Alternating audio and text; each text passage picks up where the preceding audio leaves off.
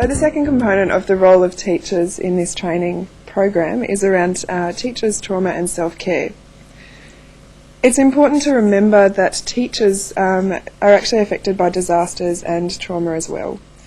So it's likely that you may have been affected directly through property loss, you may have suffered property destruction, you may actually live in the vicinity of the area where the disaster or trauma took place, or there may be some indirect contact with the disaster or trauma. Your students may have been affected, colleagues, family members, or you may well be vicariously experiencing the trauma through them. Teacher reactions, much like those of children's reactions, can be complicated and exacerbated by pre-existing stresses or pre-existing conditions such as anxiety or depression. They can also be complicated by the fact that you're actually caring for others, your students, who have experienced the trauma. So it's important to note that the overall impact on a teacher can be significant. You may be feeling overwhelmed by both your own and your students' experiences. You may actually be physically and emotionally feeling quite worn out. There may be your own traumatic stress reactions that have resulted as a result of the disaster, and this may actually lead to secondary traumatic stress or compassion fatigue, which we'll go on to in the next slide. We'll refer to page 22 onwards in your teacher manual for this part of the training. It's important to note that teachers are actually at risk of developing secondary traumatic stress or compassion fatigue, which you may actually hear it being referred to also.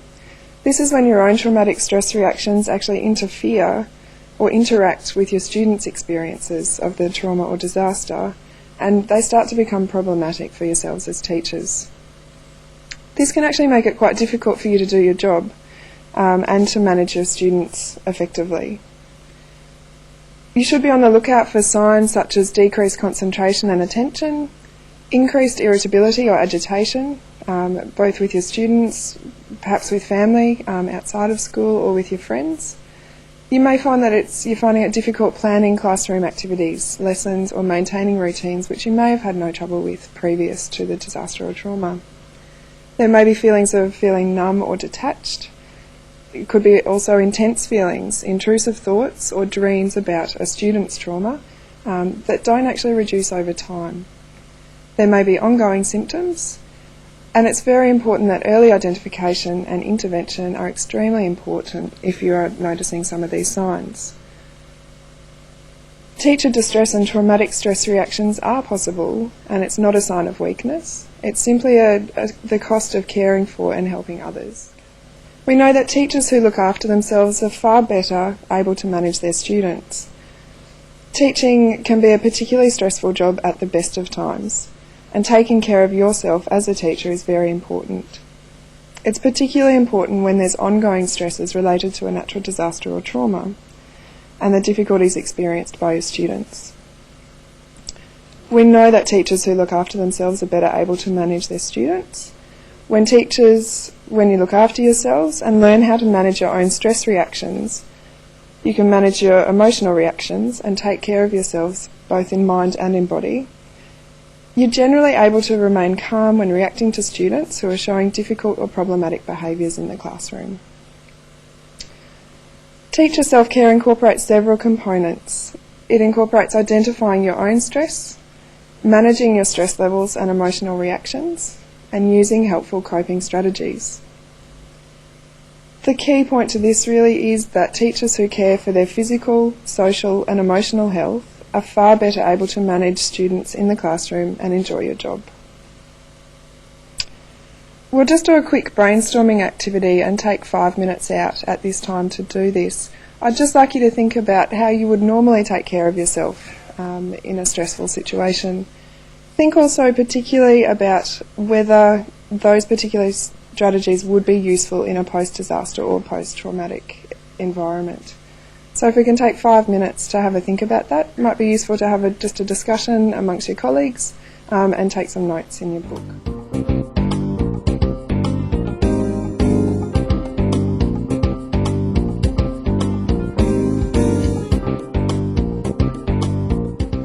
Okay, so some tips for teacher self-care. You'll note that some of these strategies actually overlap with how we manage children's reactions to trauma.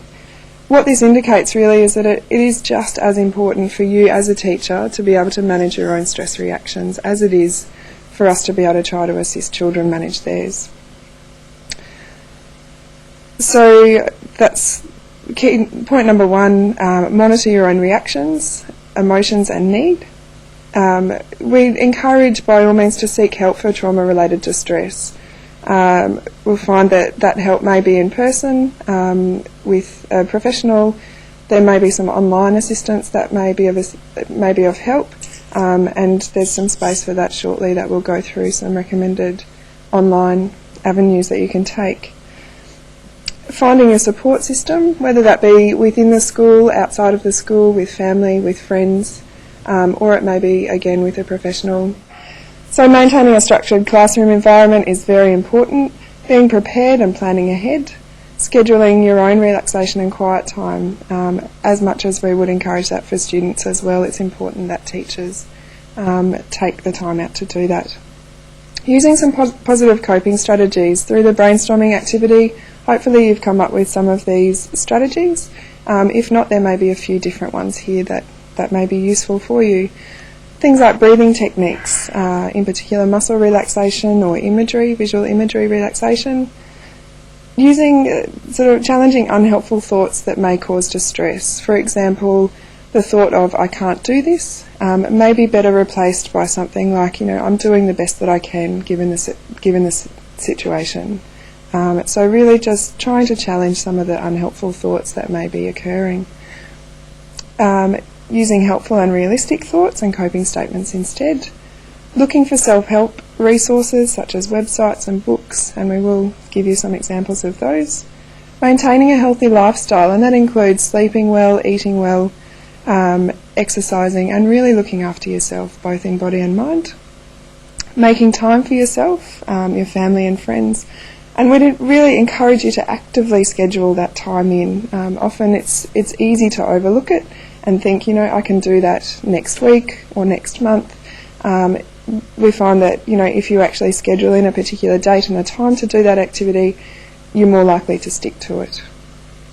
And spending time with students who haven't actually experienced the traumatic stress as well is very important. This helps teachers maintain, remain positive about the students that they're teaching, and it also limits the effects of secondary distress and secondary traumatic stress on them. So what's important is that you find some strategies that work for you, in managing your emotions, and like we were saying, actively scheduling in those activities, as this often is the first thing to disappear when we're stressed. So you'll note from page 24 onwards of the teacher manual that these websites are actually listed in your book for you to refer back to at another time. What essentially this is about is providing you with some websites where you can find some further information, and there's some self-help which may be useful for you. So Anxiety Online, essentially it's a comprehensive online mental health service. It offers information, assessment, online diagnosis and treatment programs such as e-therapy, and this one specifically, as the name suggests, for anxiety. eCouch is a website that's put together by the Australian National University. It's a self-help interactive program with modules for depression, generalised anxiety and worry.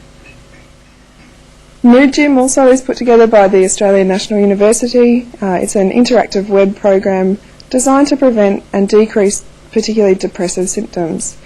It was actually designed for young people, but we find that it's helpful for people of all ages. The Black Dog Institute is a not-for-profit. It's an educational, research, clinical and community-oriented facility which offers specialist expertise for depression and bipolar disorder. Beyond Blue, it's a national independent not-for-profit organisation. Essentially it works to address issues associated with depression, anxiety and related substance misuse disorders in adults. Okay, and the Post-Traumatic Stress Disorder Evidence-Based Information Resource is offered by the Conrod, which is part of the University of Queensland.